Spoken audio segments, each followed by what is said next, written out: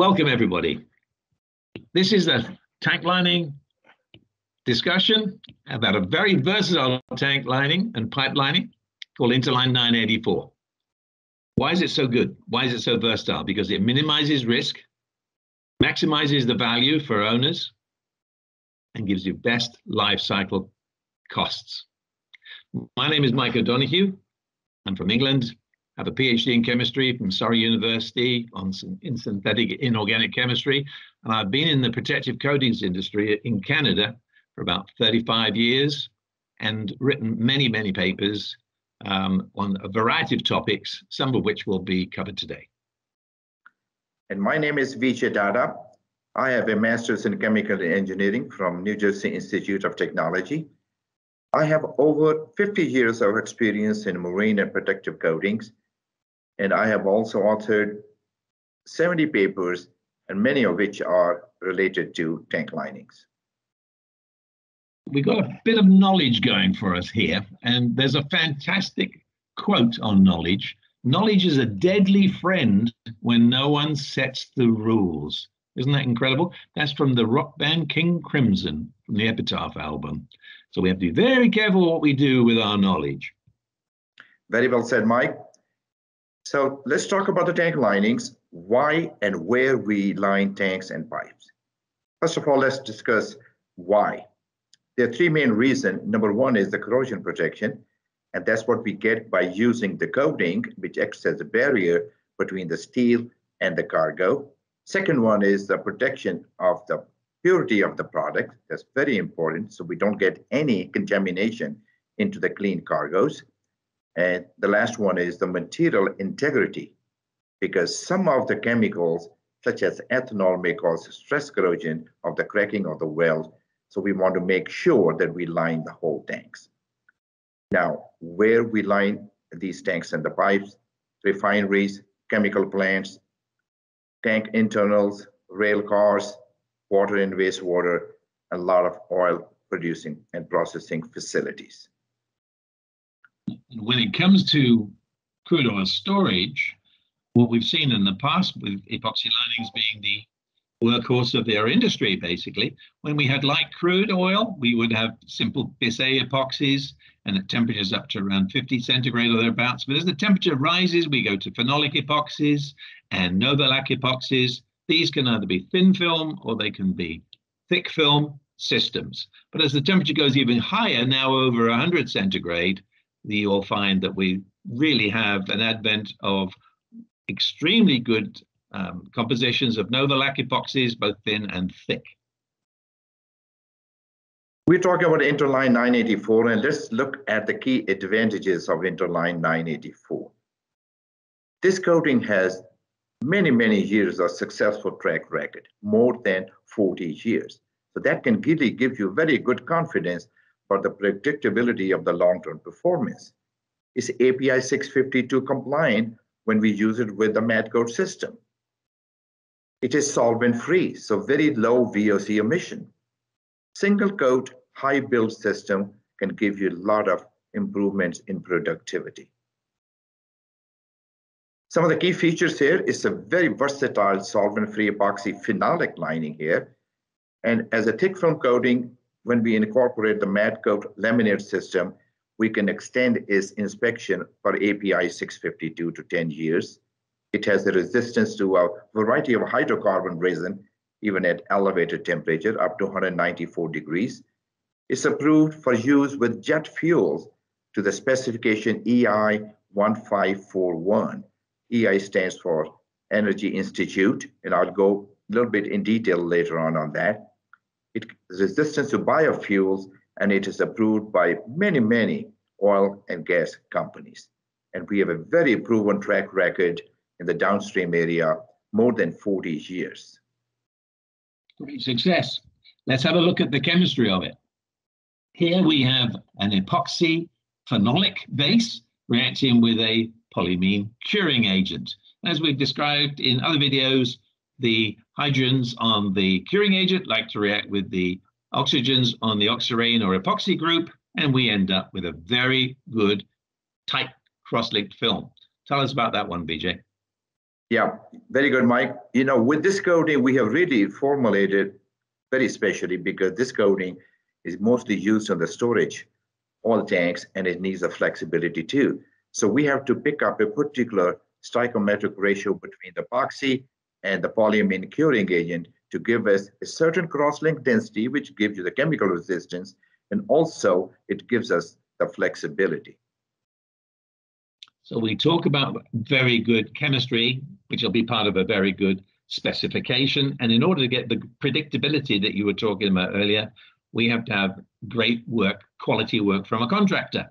And he's going to be applying the coating with a surface preparation of an SP10 or greater. And here we see a jagged profile that is required in order to get that coating to adhere well, get maximum surface area, etc. And a couple of media that you'll see, silica there, and copper slag, and we're going to get the nice jagged profile. So Interline 984, as we mentioned, is a glass reinforced epoxy. So let's see where we use it. You know, as you can see in the picture that there are different steel conditions. If the steel is brand new and there's no pitting, we can even use it as a thin film coating without the glass reinforcement. When you move into the light pitting, we can use it thin film or even a heavy duty or glass reinforced, no problem there. For the moderate pitting, we will not use a thin film coating here. We need to move into 20 plus DFT coating. When it's a sphere pitting, we only will use glass reinforced coating, which is more than 60 mils. And if the pitting is so severe, there's a whole thing is structurally weak, I think we need to replace the steel. Good point. We need to replace it at that point. The fact that this coating 984 has got reinforcement and different ways of doing that with the matte coat system that we'll come to, that if you get a perforation, say, for example, on the tank floor, then this can actually have a system here of 984, say, for example, the matte coat, where you can bridge across 8 inches, 20 centimeters of the perforation. So you've got great hole bridging capabilities with that particular coating system. Now, I mentioned before that Interline 984 conforms to EI 1541 for jet fuel specification. So let's go into details. What is this? Because this is really, really important that we comply with this specification. So there are 4 key elements to the standard. Number 1 is it must meet internationally recognized specification, and I will show you what that means. The coating must pass laboratory testing as defined by the standard. It should also have additional requirements for color and surface finish, must have a smooth surface finish. We will explain later why. And then we have the selection, preparation, application, and inspection of the coating after the coating is qualified. As you can see here, like I mentioned before, it must meet at least one specification. And here you can see there are some USA Department of Defense MIL P4556 or MIL P23236 or the UK Ministry of Defense standard. So the coating has to meet one of those. Next one, this coating must pass laboratory testing as defined by the standard. It's a 30-day immersion test in 3 different chemicals. As you can see in the picture here, we have isooctane toluene mixture 70-30, we have jet fuel, and we have synthetic seawater, and each test requires the evaluation but differently. As far as the gum test is concerned, the gum test and thermal stability test, they're very, very important to ensure there's no change in the quality of the jet fuel. And after the test panel has been immersed, the fuel is tested for any presence of solid residues, which is a gum. And these residues, if they're there, can cause blockages, failure of jet engines, etc. With respect to the thermal stability test, any drop in the stability can result in a failure of a jet engine in the actual service environment. So testing is required to ensure that the coating has no effect on this particular aspect. The third condition which we really need to meet is the color and the surface finish. And why the color is so important here. We need to have either a white or a light color and a very smooth finish. Now the light color is required so that there is no bacterial growth. And like Mike mentioned before, that these bacterial growth can easily block a jet engine. Smooth surface is also required because the rough surface can trap liquids leading to the bacterial growth. So same thing as above. So then, of course, we have to have the appropriate coating system. Surface preparation coating must be applied properly, and coating must be inspected properly after all these we meet the test, because if we do that, we will prevent corrosion of the metal surface, and that will give us a very long service life. And as you can see here, Interline 984 meets all the requirements of EI 1541. It meets UK Department of the Defense specification, immersion and gum test, as Mike mentioned before, and additional tests for pipes. Thank you. The steel metal loss on the tank floor is obviously a terrible thing, and most people, if they got a large amount of that, they're going to put new plates in, aren't they? But many times we'll have severe pitting, and then we'll actually fortify the 984 with fiberglass, and we'll end up with the Interline 984 matte coat system. So it's for severely pitted films, and it's a glass fiber reinforced laminate system, as you can see in some of the different pictures that will be presented. So when do you use the laminate system? Well, it's basically for refurbishment of storage tanks, and where you have excessive steel loss, but not so much that you have to replace that particular steel plate, for example. So it can be used at new construction, and you can use it anytime you so wish. But very versatile, and major oil users have used it for years. So after we have the matte coat system, let's see what kind of various tests we do. As we mentioned before, here is the autoclave test, Atlas cell flexibility and impact testing. As you can see on the picture above is the autoclave test, which is again run in a 3 different environment. We can have a gas phase, we can have a liquid phase, and a cargo phase. Atlas cell, we can run both standard Atlas cell as well as the pressurized Atlas cell. Then, of course, we have to run the cathartic disbondment, especially when we use this coating over the exterior of the pipes. And for these huge tanks, we do need flexibility and impact resistance. Just a key highlight. Sorry. Interline 984 testing, as you can see here, that it can be applied by airless without any heating. It has a resistance to crude oil up to 90 degrees Celsius, very good abrasion resistance, excellent adhesion, and excellent cathartic disbondment. As far as the Mandrel flexibility of this system is concerned, we clearly test that according to NACE TMO 404. And just as a highlight, we can see, for example, that the flexural strain notifications are in that particular presentation there. And we have, say, for example, 2% passing of 141 millimeter Mandrel. That's pretty significant.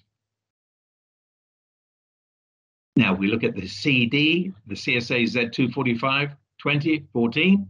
Again, we've talked about this in terms of some of the other systems before, like 376 and 405 HDR, but a scheme of 50 to 60 mils DFT, no cracks whatsoever with impact, and flexibility tests that are conducted at sub-zero temperatures like -30, for example, and we get great CD results, way better than the criteria of 20 millimeters that you would require with Z245-20. We have values much less than that. Let's talk about Interline 984 matte coat system. How it's used, what are the key criteria here? So when the steel is heavily pitted, we will blast the steel to nearby metal blast, and then we'll apply Interline 982 primer to the surface here. After that, we will apply Interline 924 caulking compound to all the sharp edges of weld, protrusion, etc., to provide a very smooth transition for rollers and aid application of the glass fiber laminate. After that, we'll apply a coat of 984 and a chopped glass fiber with a specialized spray gun. A roller is then used to consolidate into the continuous glass fiber laminate. Spray application process allows fast installation. The last thing we want are any examples of wicking as a result of fibers being proud of the surface. So we must remove all of those, sand them away, get rid of them. And then when we've got rid of them, ultimately what we're going to do is to have 984 as a gel coat applied to that surface. And that's often 20 mils or thereabouts thick. So that would be the final system, and you have no problems with wicking and deterioration of the system. So overall then, from what you've just said, BJ, and this particular sequence, what do we got as a coating specification? Well, first, blast to SA2.5, SP10, get a sharp profile that we've talked about before because it's so necessary in order for the adhesion. Apply 1 mil of the 982 primer, the caulking goes on next, and we end up with a laminate where we remove all the wicks or the little fiberglass elements that we can get rid of then and put on the gel coat. Very good, Mike. Thanks. And then what we do is, let's do the testing of the Interline matte coat system here after we apply the fiberglass here. Basically, it's used for the crude oil.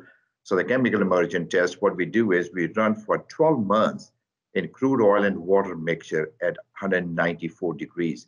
And then we look for blistering, rusting, any cracking of the whole system, discoloration, and this coating performed excellent per ISO 2812. And it was exposed for 12 months. And the beauty is, as you've said earlier, we've got 40 years of case histories with this particular system. And here's one example of a lining with the 984 matte coat system, and it looks in beautiful condition after many years of service. So as we close, let's have a look at some of the tank lining publications that you could delve into, should you so wish. And there are several here, some from NACE, some from SSPC, and a couple of there from the JPCL. And the last one there, Close Encounters, the third crude oil kind, because there we have tested in sour crude, sweet crude, and shale oil. That might be of great interest. So a number of lining systems, like we've talked about, can be looked at in these papers. BJ, any further comment on that particular aspect of what we've written over these years? Mike, you're very good. I think all these papers really relate to the technology for tank linings, and it explains why there is evolution of new tank linings. Wonderful.